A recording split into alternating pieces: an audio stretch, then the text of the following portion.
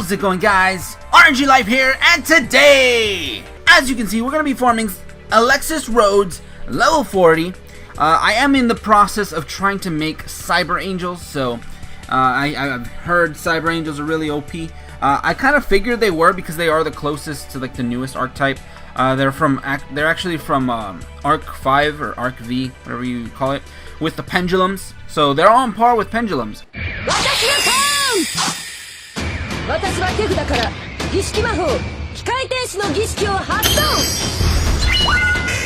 the only thing is we only got like 3 of the actual monsters. So I mean the archetype is a bit limited, but it's still really strong. Now I'm pretty close to completing the archetype. I have like almost everything, and as you can see, I have been farming her quite a bit. Quite a bit. I have like 16 copies of this card, 5 copies of this. All I need is 1 more copy of Dakini and I'll be all set. So since I have been farming her quite a bit, I figured what I'm going to go ahead and do is at least show you guys what I am doing, since I've more or less broken down the farm into like an art form. So I'm going to go ahead and show you guys my deck. Alright, and here it is. I am using my Paladin farm deck. This deck is actually pretty good. I mean, there are times when you just do not draw the hand you need. You might draw just a bunch of garbage, and it happens, man, but it's pretty rare. You're gonna get a decent fuse hand right off the bat. So what you're supposed to be doing in this deck is your aim is to draw maybe, I don't know, any kind of fusion material, and you're gonna try to polymerization or fusion gate first turn to bring out Dark Paladin. Now, in this deck, what I do use, I've already gotten very used to the method of using double Dark Paladin.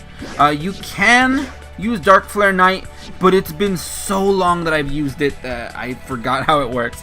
But basically, you bring out Dark Flare Knight the last turn, so she doesn't bring out something and completely wreck it, because she does have a 2300 monster that she can tribute.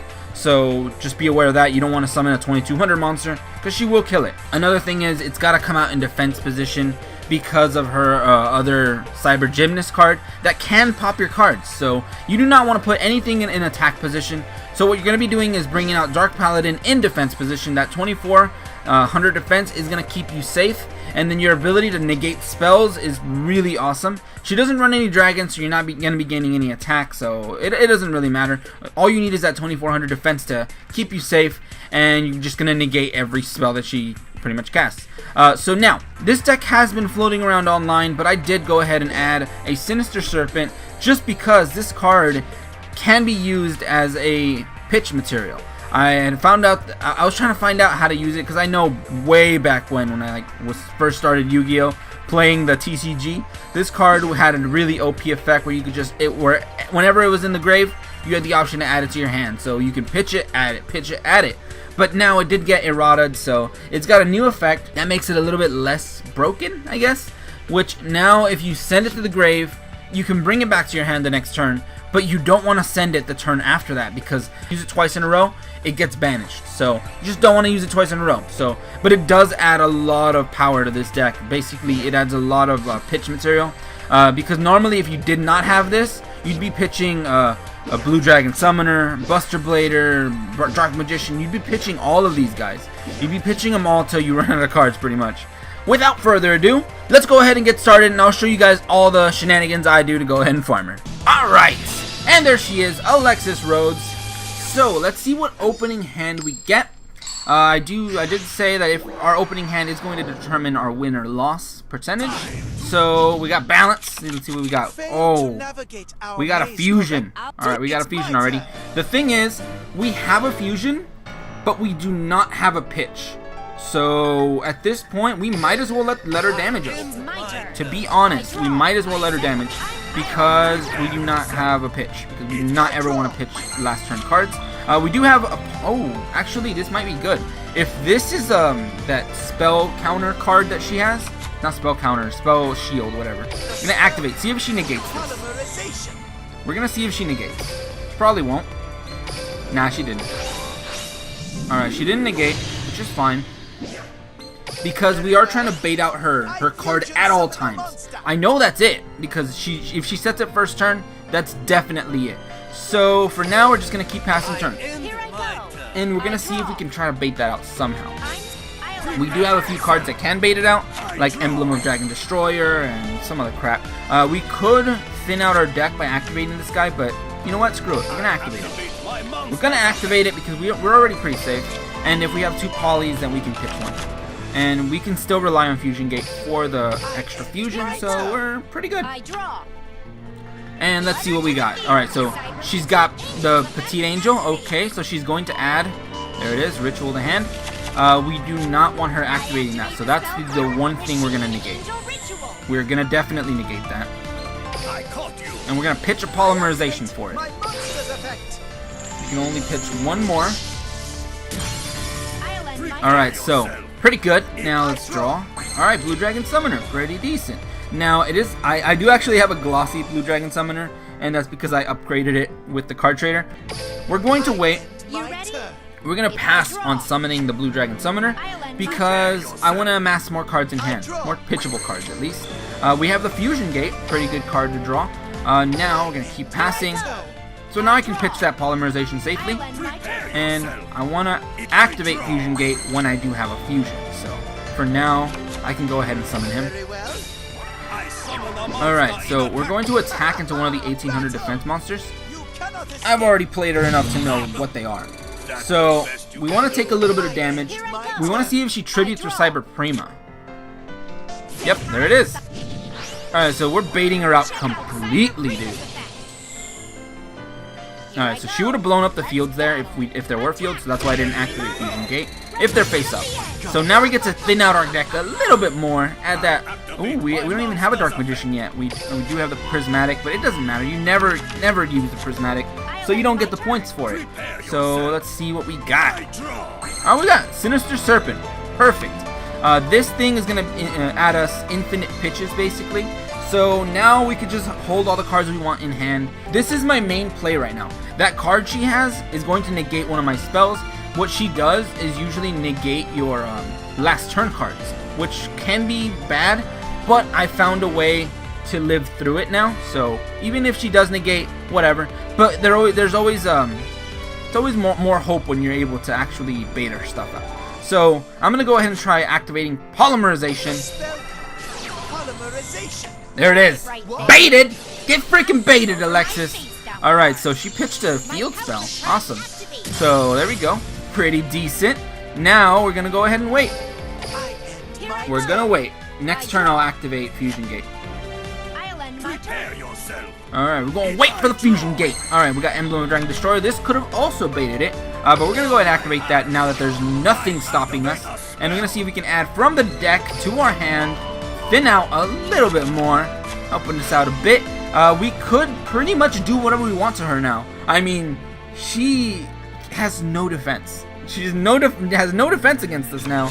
I mean, she could try to ritual summon whenever she can, but we do have the Sinister Serpent in hand, so we can pretty much do whatever we want to her. So we're gonna Fusion Gate, not negate her ourselves because that would be stupid. We're gonna go ahead and bring out our second Dark Paladin. Now, if you're not going for the double Dark Paladin play, I would not fuse. I would not fuse now. I would wait till the last turn to do any kind of fusions. So if you're bringing out Dark Flare Knight. So we're gonna go ahead and set. And I mean, you can run other cards like the Fiend Mega Cyber and stuff like that, but I don't recommend it because it does take away from your deck's consistency, and you'll have like 5 last turn cards instead of 4, and it could end up making you lose a lot more games. If you have Dark Flare Knight in the extra deck and your deck is made to fuse, then I would go for that. It is much more consistent. But right now we have these 2 guys on the field. If you are running Dark Flare Knight, once again I do repeat, do not summon them until the last turn, because you have to bring them out in defense position, and she can wreck them with almost any card. So now we're gonna go ahead and pass turn. You never want to attack any of her stuff. Unless you get like a weaker monster. I have plays for this. Like Beast King. Is this the glossy? No, it is not. Alright, so we're gonna hold back on it.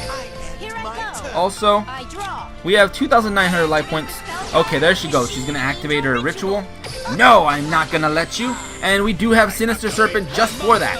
So we do have to take into account that we just pitched a Sinister Serpent on turn 18 or so. So Let's see, 19. We add it. Alright, so next turn, on the turn 20, we could not activate Sinister Serpent again. So don't pitch it again. If you're going to pitch a Buster Blader or something. So we're good now. And we're going to go ahead and pass once again. We have 4 cards left in deck. When we get to 1 card left in deck, we're going to do some cheeky shenanigans. Alright, she's setting her field face down. Alright, Sinister Serpent's effect would have activated. It would have banished it from the grave. Now we can go ahead and pitch it again if we need to. We're drawing all our last turn cards, which is awesome. And we do want to have, let's see. I could do some shenanigans here, but I won't. I'm going to wait till I have more cards. I'm going to wait. If I draw. But look, it's going to be pretty cheeky. I could do something just to show you guys what would happen if you do not negate her back row.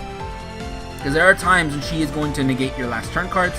Other thing is when your hand is full, you can set your last turn cards because she cannot destroy your face down cards on the field.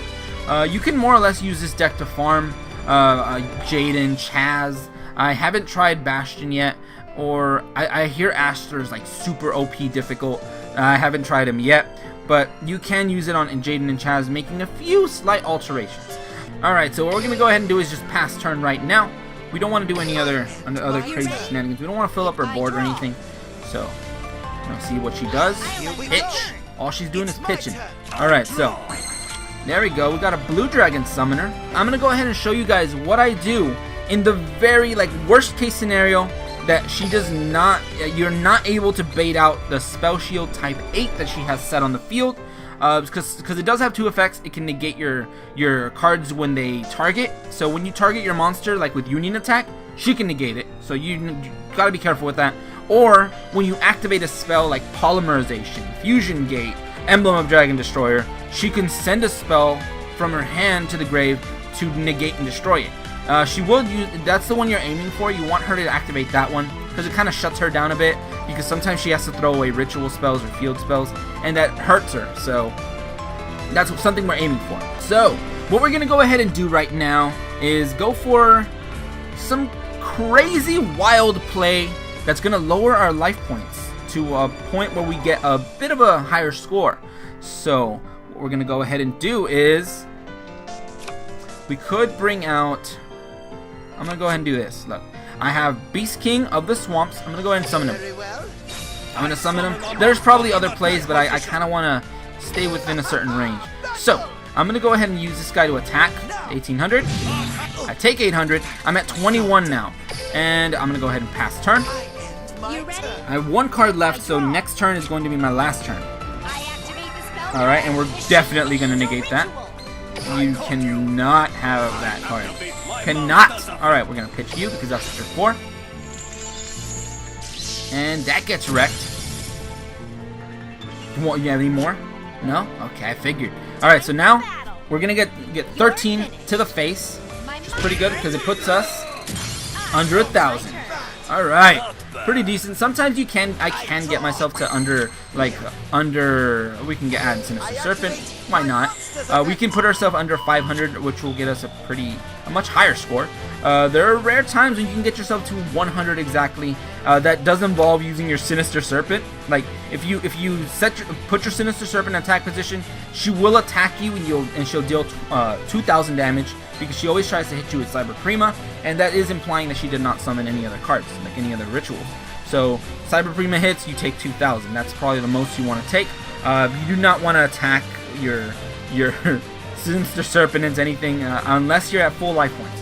So we're going for the final turn plays right now. Our last turn, you're gonna summon your Vassal. I should play this card. Alright, Vassal comes out. We're gonna put these guys in attack position just because we can. And we have a Union Attack. We do not use Union Attack first. Actually, what we're gonna go ahead and do, well, I don't want to surrender. What we're gonna go ahead and do is, if, like right now we're completely safe, but in the scenario where she did not activate her Spell Shield type 8 or whatever, you're gonna activate this first, implying that you did the play to where she has her Cyber Prima in attack position. You're gonna activate Secret Pass to the treasures first, You can activate it. I'm activating right now because it's a glossy. And so right here, she would activate her card and negate. So you would not be able to attack directly with your Vassal. So your only target's going to be Cyber Prima. Now, we do have double union. You do not want her negating your double union. I guess another thing you can try, I was trying it for a while, is running triple union, but I don't recommend it. I think this play is a lot more consistent, because this is what I've been using to wreck her. So we're gonna add that power to him, not negate it with Paladin. Activate the second union attack that we did set earlier, just so we don't have too much stuff in hand. Power up the... I keep wanting to call him Goblin. The Vassal, dude, the Vassal. Alright, the Vassal. And now he's going to gain the attack of both of these big guys. This is implying that you have both of the Dark Paladins on the field. If you are running Dark Flare Knight, this won't work, because the math is perfect on this one. So this is what I do when she negates my first card. Look at my attack. 12,300. Look at her monster's attack, 2,300. If we don't even have to attack directly. We're gonna attack into her monster, and I'm gonna show you how much damage it does.